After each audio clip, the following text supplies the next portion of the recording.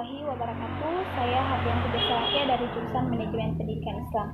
Di sini saya akan mewawancarai salah seorang pegawai ASN di lingkungan Dinas Pendidikan di Kabupaten Buol, Sulawesi Tengah. Baik, langsung saja saya persilakan Bapak untuk memperkenalkan nama beserta profesi Bapak.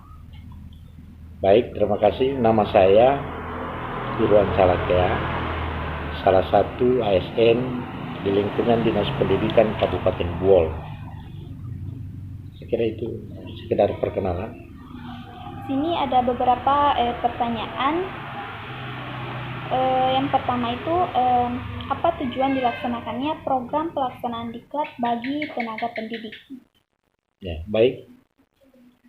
Tujuan dilaksanakannya diklat bagi tenaga pendidik atau guru itu semata-mata dalam rangka meningkatkan kompetensi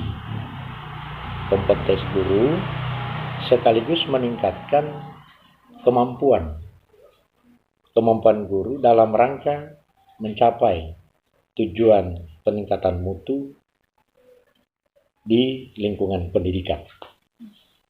Oke, baik. Kemudian bagaimana konsep dasar manajemen sistem kepelatihan dalam pendidikan? Sistem manajemen yaitu meningkatkan produktivitas,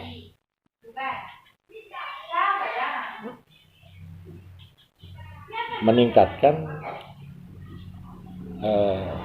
kontribusi produktif melalui berbagai macam cara atau metode, sekaligus meningkatkan kemampuan dan keterampilan bagi tenaga pendidik dalam rangka mencapai tujuan sasaran pendidikan secara efektif dan efisien.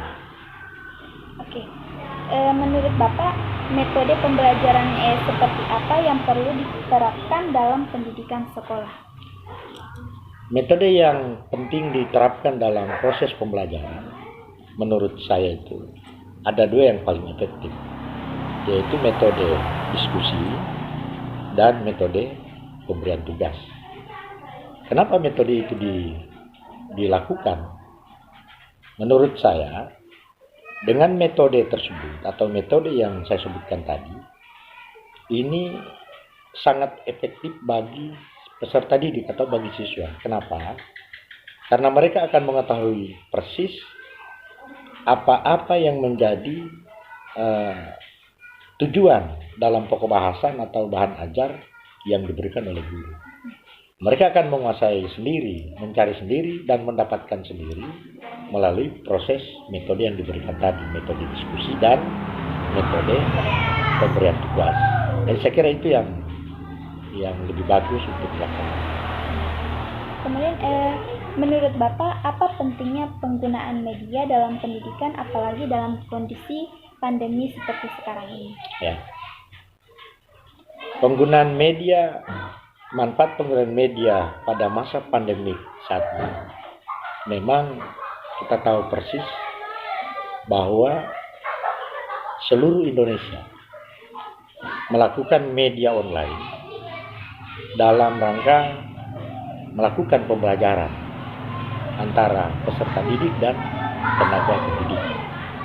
Hal ini dilaksanakan mengingat jangan sampai nanti terjadi penularan virus COVID-19 di lingkungan sekolah melalui siswa maupun melalui guru sendiri. Makanya sistem dalam persoalan pembelajaran ini dilaksanakan atau pembelajaran secara online yang dipandu oleh guru, baik guru mata pelajaran maupun guru kelas itu sendiri. Saya kira itu latar belakang dan pertimbangannya dilaksanakannya media online pada masa pandemik sekarang. Kemudian bagaimana proses pelaksanaan penyusunan diklat? Proses pelaksanaan penyusunan diklat tentunya kita melihat apa tujuan diklat itu.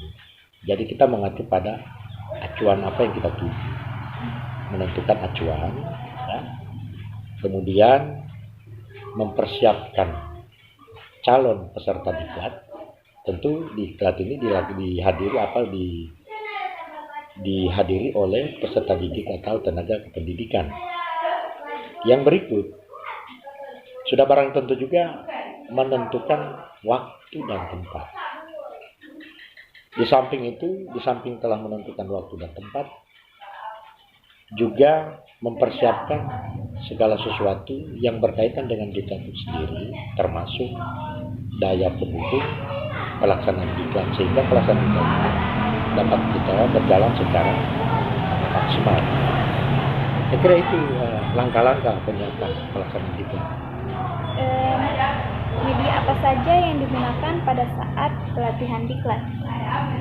Berbicara media yang dipersiapkan atau jadi syarat dalam pelaksanaan diklat, salah satunya adalah media grafis, kemudian audio visual, bahkan media-media lain yang dibutuhkan, yang relevan dengan pelaksanaan diklat yang dimaksud. Kemudian pertanyaan terakhir, bagaimana pendapat Bapak terhadap pengembangan sumber daya manusia yang dilaksanakan selama ini? Berbicara pengembangan sumber daya manusia dewasa ini,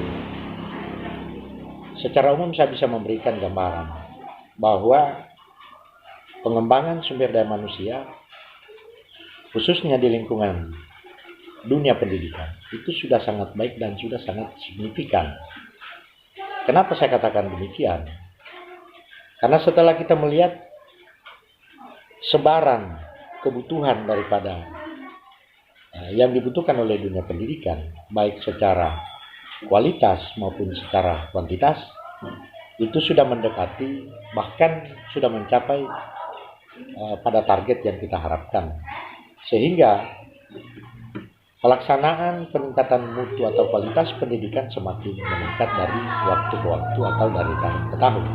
Nah, hal ini disebabkan karena pengembangan sumber daya manusia sudah merata, sudah menyentuh pada sasaran-sasaran dalam rangka peningkatan mutu pendidikan, khususnya mutu pendidikan di wilayah Kabupaten Buol, bahkan di wilayah-wilayah lain.